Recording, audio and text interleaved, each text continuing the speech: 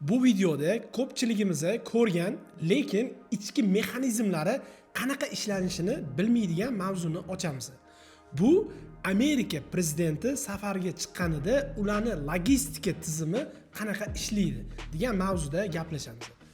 Nimaga oddiy mashinalar, oddiy reyslar bilan safar qilishmaydi yoki bo'lmasa nimaga Amerika prezidenti boshqa davlatlarga borsa o'zini kortejini, ya'ni mashinalarni ham samolyotda o'zi bilan birga olib boradi?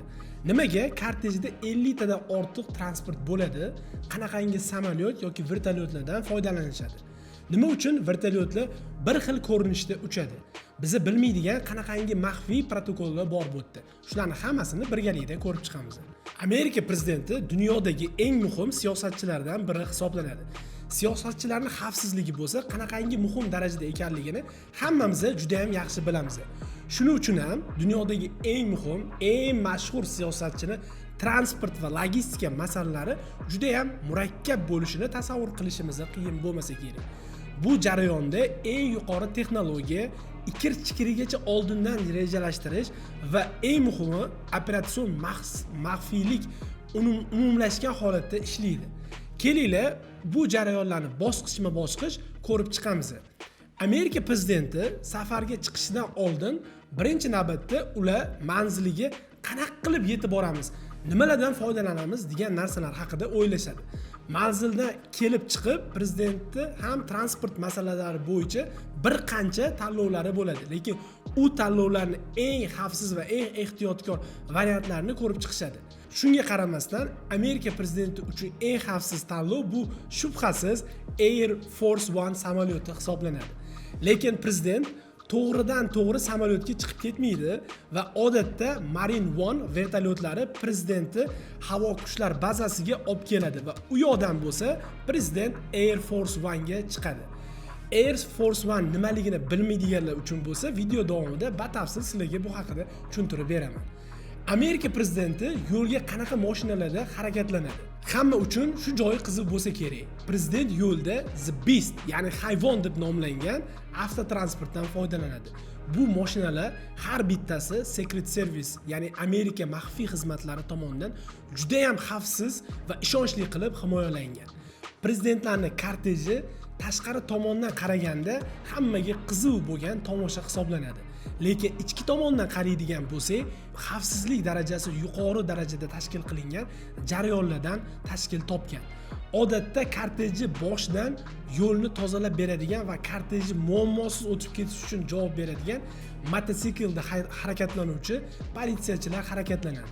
Prezident kortejlari vaqt o'tishi bilan, ayniqsa 2-jahon urushidan keyin yana ham qattiq himoyalanib boshlagan. O'q o'tkazmaydigan limuzinlar, sirenalar, bayroqlar, bularning hammasi shunchaki prosta tomosha uchun emas, hammasini orqasida xavfsizlik uchun rejalashtirilgan jarayonlar tashkil qiladi.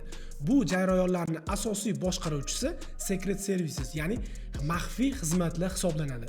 Ular butun logistika, xavfsizlik jarayonlarini, kortejlarni harakatlanishi, kim nima qilishi hammasini ular belgilab berishadi. Ko'pchiligimiz prezident boshqa davlatga borsa, u yoqda hammasini tayyorlab qo'yishadi deb o'ylaymiz. Lekin bunaqa emas. To'g'ri, ba'zi bir masalalar bo'yicha mahalliy hamkorlardan foydalanishadi. Lekin ko'p narsalarni maxfiy xizmatlar o'zi bilan birga olib boradi. Misol uchun, rasmiy transport vositalari, aloqa vositalari, xavfsizlik uchun juda muhim bo'lgan narsalar, ularning hammasini Boeing C-17 Globemaster 3 samolyotlarida boshqa joyga tashishadi. Bundan maqsad bitta, vositalar doimo nazorat ostida bo'lishi va har doim safarda kelib chiqishi mumkin bo'lgan tahdidlarni oldini olish hisoblanadi. Endi kelinglar, The Beast mashinasi ichida nimalar borligini ko'rib chiqamiz. Bu haqiqiy zamonaviy va eng xavfsiz prezident mashinasi hisoblanadi. U hattoki har qanaqa ekstremal vaziyatlarga ham tayyor bo'lgan hisoblanadi.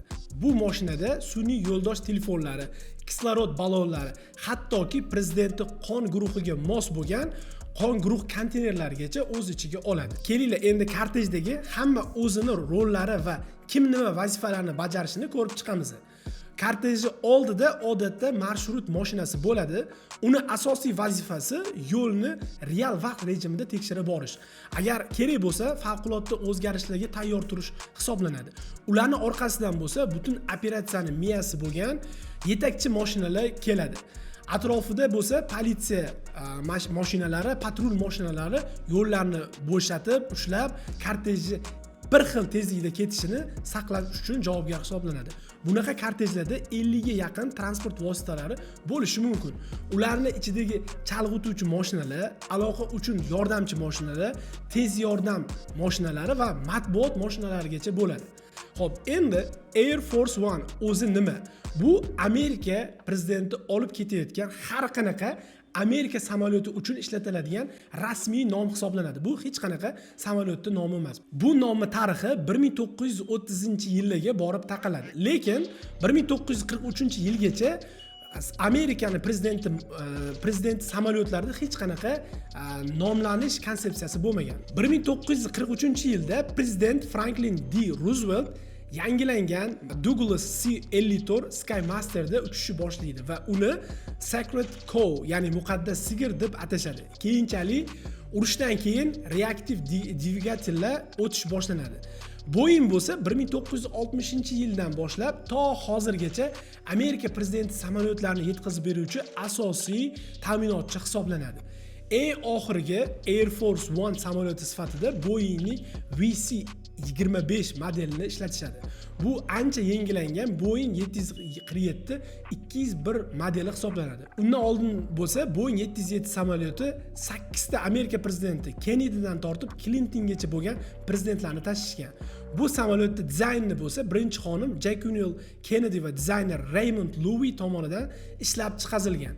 Bu samolyotlarning ichida parvoz paytida prezidentlar bemalol xuddi Oval Office'dagidek ishlashi uchun hamma sharoitlari bor. Aloqa stansiyalari, prezident oshxonasi, hattoki kokpitida bo'lsa yadro kodlarini saqlash uchun seyflargacha joylashtirilgan. Yana bitta ko'pchilik bilmaydigan fakt, bu Marine One. Bu ham shunchaki bitta vertolyot nomi emas, bu ham laqab, ya'ni Amerika prezidentlarini olib yuruvchi har qanaqa vertolyotlar, qisqa sayohatlarga olib yuruvchi vertolyotlarni chaqiruv belgisi, ya'ni nomi hisoblanadi.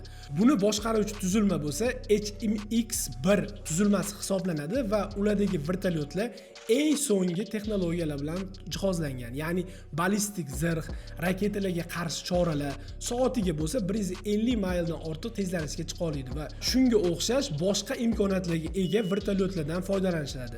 HMX uchuvchilari bo'lsa o'zini maxsus tayyorgarliklardan o'tgan hisoblanadi. Nimaga vertolyotlar ko'pincha bitta emas, bir nechta bo'lib uchadi? Nimaga bir xil 5 ta yoki 6 ta vertolyot birga uchishadi? Prezident qaysi birida o'tirgan bo'lishi mumkin? Vertolyotlar ko'pincha yolg'iz uchishmaydi. Ular odatda bir xil 5 ta yoki 6 ta bir xil vertolyotlar bilan birga uchishadi. Maqsad bo'lsa bu yerda juda ham oddiy. Potensial hujumchi qaysi vertolyotda prezident o'tirganligini bila olmasligi uchun, ya'ni aldov taktikasi hisoblanadi.